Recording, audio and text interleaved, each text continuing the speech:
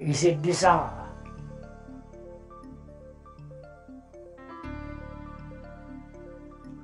Desire in itself is contradictory.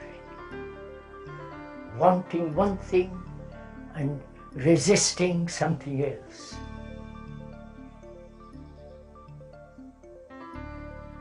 Desire for happiness and doing everything that brings about unhappiness.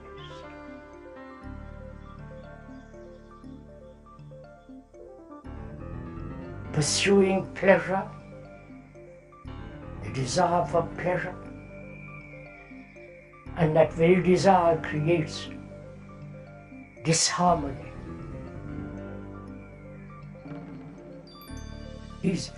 So we are asking seriously, is desire itself the root, the origin, the beginning of disorder?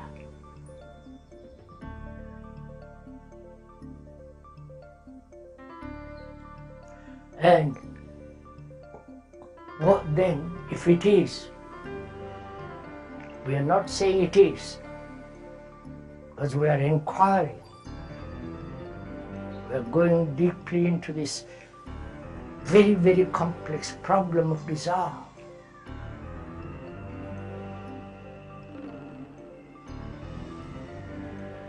Desire has great energy, drive.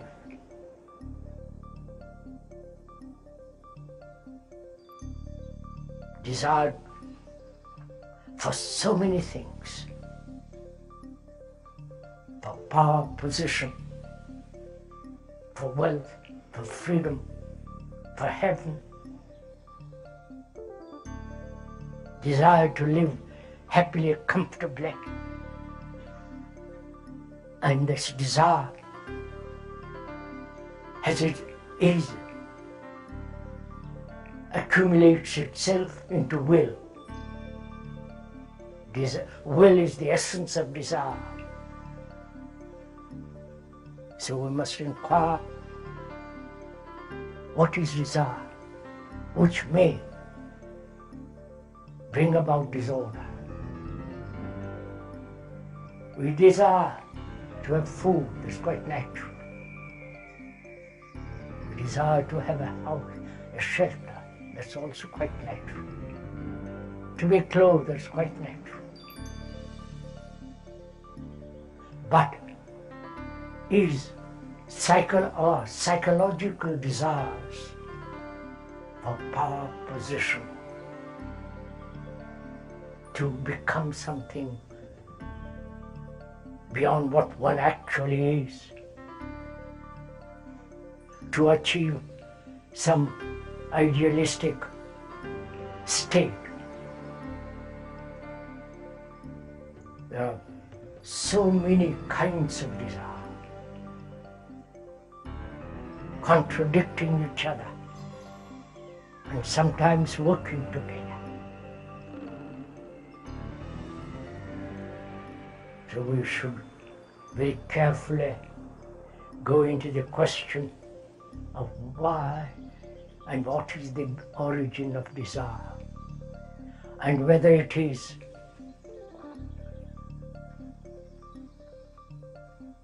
brings about disorder. Please, we are not telling you what desire is, and then with which you agree or disagree. We are having a conversation together.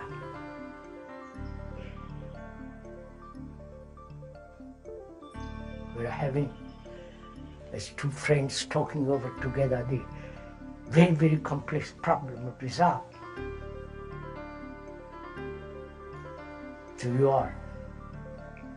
are inquiring, not the speaker. The speaker is only verbalizing, putting into words the inquiry. which you are making.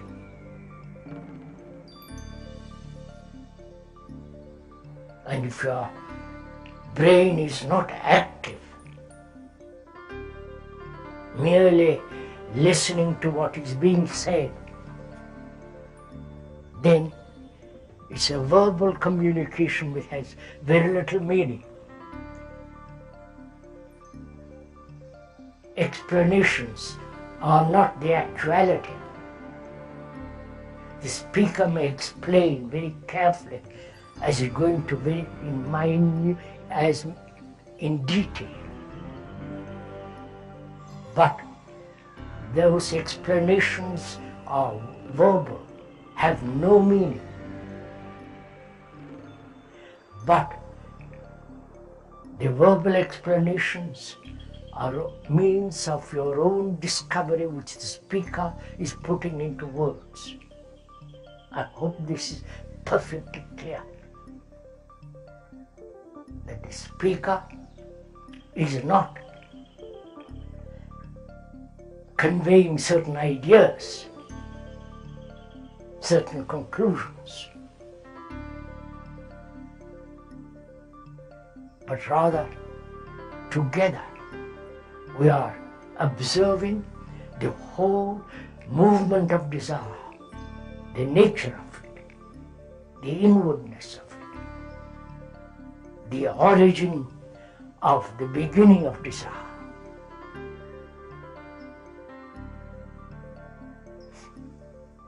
In all religions throughout the world,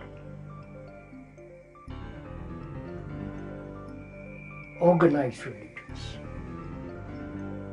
the accepted authoritarian or orthodox religions, they've all said suppress or transmute desire.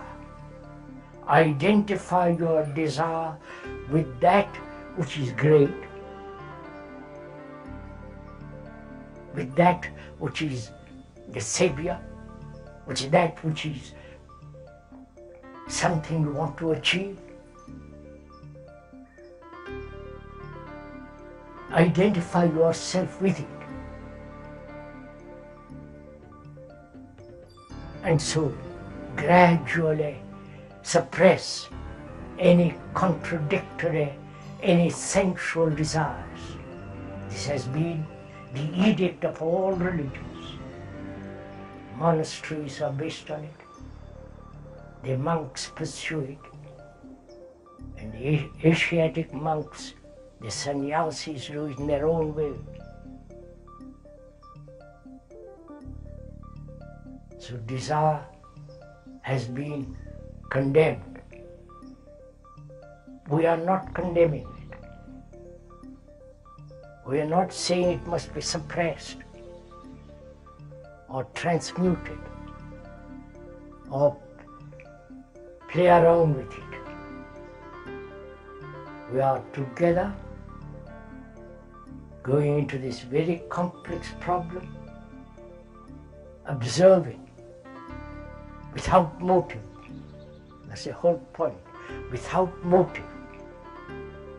Just what is desire, which drives most of us, both commercially and psychologically.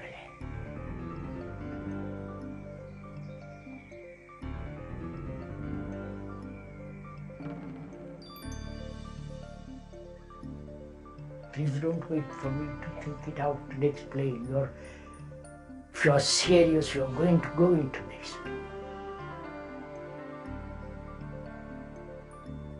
Because we have to find out, if we can, whether it's possible to live an orderly, sane, rational, a holy life.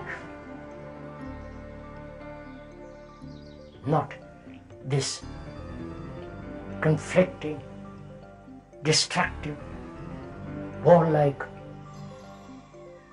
existence. So what is desire? Why has it such enormous power in our lives?